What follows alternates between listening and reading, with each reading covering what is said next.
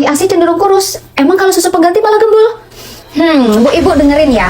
Sebelumnya, definisi atau patokan bayi kurus itu dari kata orang atau dari grafik KMS nih. Kalau dari KMS, jangan kecepatan salahin ASINya ya, karena biasanya yang terjadi adalah teknik menyusuinya yang belum optimal. Ingat ya Mam, posisi pelekatan yang benar adalah kunci awal agar bayi bisa menyusu dengan optimal. Nah, memang gimana sih posisi pelekatan yang benar itu? Oke, yuk kita lihat contohnya ini ya. Nah, kalau Mami merasa kok aku menyusunya masih sakit ya, kok kayaknya belum kayak gitu tadi, atau Mami ada pertanyaan lain terkait posisi pelekatan, Mami bisa hubungin konselor menyusui Mama Uung ya. Pasti dibantu sampai dapat solusi dan gratis. Challenge selanjutnya selain posisi dan pelekatan adalah bayi yang kita kira menyusu ternyata hanya ngempeng. Nah, kalau misal bayi menyusu tidak terdengar suara glek-glek, boleh coba dibangunin ya Mam, supaya bayi kembali menyusu. Ingat juga kalau menyusu, persesinya payudara itu harus sampai terasa lembek. Intinya bayi ASI kurus bukan salah ASINya, tapi bisa jadi salah dalam proses menyusuinya. Ada yang perlu dievaluasi lagi. Tapi jika grafik tidak bertumbuh dengan baik atau dirasa nih grafik KMS-nya kok terus kemerah ya, nah biasanya kita menyarankan 2 kali tidak mengalami kenaikan, segera ke dokter anak juga untuk ditindaklanjuti.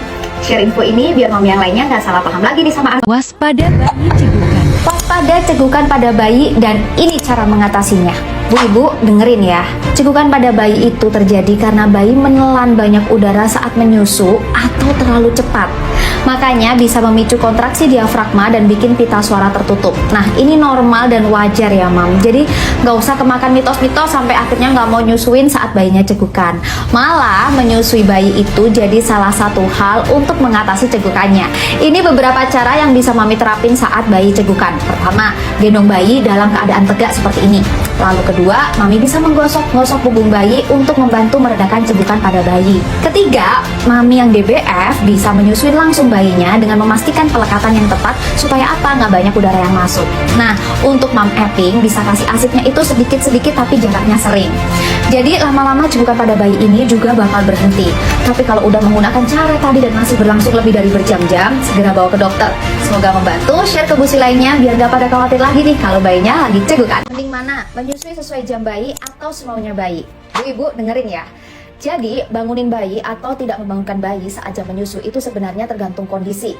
Ada yang memang harus dibangunkan, terutama bayi yang lahir BBLR atau bayi prematur dan bayi yang kuning dengan bilirubin tinggi. Biasanya bayi dengan keadaan tersebut lebih suka tidur, jarang minta menyusu, dan hisapannya belum maksimal.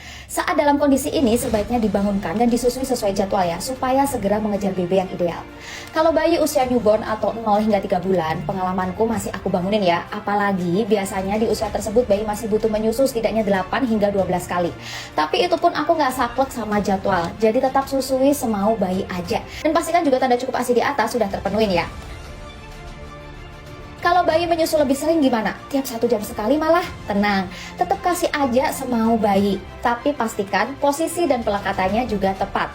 Karena memang ada fase di mana bayi butuh menyusu lebih sering seperti fase growth spurt. Jadi, membangunkan atau tidak membangunkan bayi itu tergantung kondisi bayi kita. Kalau bayi yang aktif minta menyusu terus, kasih semaunya dia.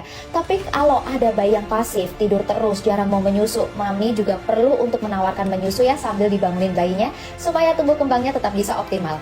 Share info ini biar mami lainnya nggak kebingungan masalah jadwal menyusunya. Jangan main handphone sambil menyusui karena banyak efek sampingnya. Bu ibu dengerin ya. Kadang kan menyusui itu bikin ngantuk. Jadi kita pingin gitu selingin waktu menyusui dengan scroll-scroll handphone. Tapi justru dengan bermain handphone sambil menyusui itu rugi. Kok bisa rugi? Nah, karena momen menyusui bayi itu cuma sebentar, cuma 2 tahun loh. Tapi kalau maminya main handphone sambil nyusui, mami tuh bakal kehilangan. Yang pertama, kontak mata dengan bayi, kepekaan terhadap respon kenyang dan lapar, bonding dengan bayinya, dan ujungnya bikin ASI seret. Kok bisa sampai ke ASI seret? Nah, sesimpel dari gimana hormon oksitosin itu nggak terilis optimal kalau mami nggak dapat momen-momen bonding dari menyusuinya.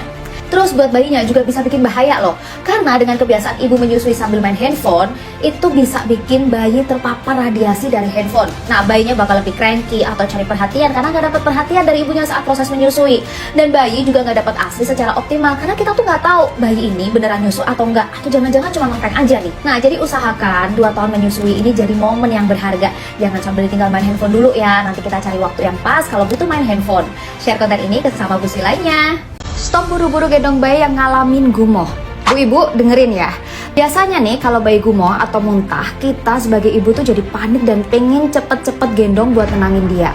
Tapi ini malah bisa berbahaya karena beresiko bikin cairan gumohnya masuk kembali ke saluran pernafasan hingga beresiko bikin bayi terkena pneumonia aspirasi. Jadi kalau bayi gumoh harus gimana dong? Dibiarin aja? Enggak dong. Kalau bayi mengalami gumoh dalam kondisi terlentang, sebaiknya miringkan kepala bayi supaya gumoh dapat keluar dari sudut bibirnya. Tindakan saat gumoh. Dan untuk menghindari gumoh selanjutnya, setelah menyusu jangan lupa bayinya disendawakan dulu sampai berbunyi he, baru diterlentangkan. Gumoh memang normal terjadi pada bayi, tapi penanganan bayi gumoh juga harus tepat supaya tidak terjadi rentetan masalah yang lainnya. Nah, kalau udah tahu info penting ini, jangan lupa share biar bantu mami-mami yang lainnya. Bayi batuk sampai muntah. Kira-kira bayinya gumoh atau muntah? Bingung ya? Yuk cari tahu bedanya. Satu hari satu topik bareng Mam Uung. Jadi banyak banget ya yang bingung bedanya bayi gumoh sama muntah itu apa. Nah, kita bahas satu-satu ya. Kalau gumoh sendiri itu normal dan wajar ya Mam. Ini dikarenakan ukuran lambung bayi itu masih kecil dan katup lambungnya juga belum kuat. Jadi susu atau ASI yang terlalu banyak itu bisa menyebabkan bayi menjadi gumoh. Dan yang dikeluarkan saat gumoh itu tidak melulu sedikit kayak begini nih, tapi bisa juga keluar dalam jumlah yang banyak, bahkan bisa keluar dari hidung loh, hampir sama kayak muntah.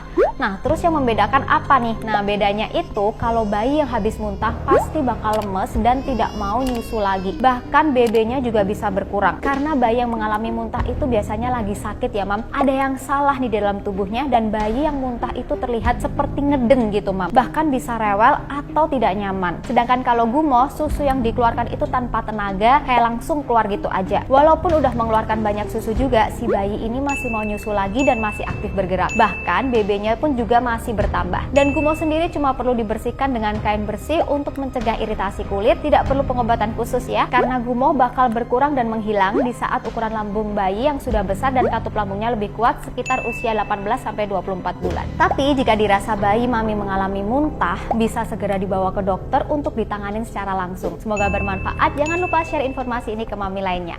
Komen yuk, next kita mau bahas apa lagi ya? Bumil jangan asal pakai make up ya kalau nggak mau anaknya kena gangguan syaraf. Satu hari satu topik bareng Mam Uung. 60% kandungan make up itu bisa menyerap ke kulit dan nanti bisa mempengaruhi janin dan mami jika berbahaya. Hindari beberapa bahan aktif ini ya Mam. Pertama, paraben. Biasanya ini digunakan sebagai pengawet bedak atau lipstick biar nggak ada bakteri. Paparan paraben buat ibu hamil bisa menyebabkan gangguan tumbuh kembang. Bayi nanti beresiko obesitas bahkan kelahiran prematur. Kedua, retinol. Waspada ya Mam, retinol nggak cuma ada di skincare, tapi juga bisa ada di make up. Retinol juga bisa ditemukan dengan nama lain seperti ini. Ini berbahaya buat bumil karena mengganggu perkembangan janin dan bisa menimbulkan cacat pada tubuh bayi saat lahir. Ketiga, timbal. Kandungan ini biasanya digunakan sebagai pewarna di lipstick, lip tint, lip gloss. Buat bumil, paparan timbal dalam kadar yang tinggi dapat menyebabkan keguguran, kelahiran prematur, dan berat badan lahir bayi rendah. Jadi mami bisa akali dulu dengan menggunakan lipstick yang pewarna 100% alami, misalnya yang terbuat dari pigmen buah. Keempat, diasolidinil urea. Ini biasanya ada di maskara. Kandungan ini digunakan untuk pengawet antimikroba yang beresiko menyebabkan kelahiran prematur dan cacat lahir bawaan pada bayi sejak di kandungan. Kelima, oxybenzone. Ini biasanya ada di sunscreen, jadi hati-hati ya saat memilih. Sebagai gantinya, bumil dapat menggunakan sunscreen yang mengandung zinc oxide dan titanium dioxide yang masih dianggap aman untuk bumil. Intinya, mulai sekarang lebih teliti lagi dalam memilih produk make up, pastikan komposisinya aman. Baiknya juga bisa konsultasikan ke dokter dulu ya, biar aman buat bumil. Jangan lupa share ke bumil lainnya, biar pada tahu juga. Komen yuk, next kita mau bahas apa lagi?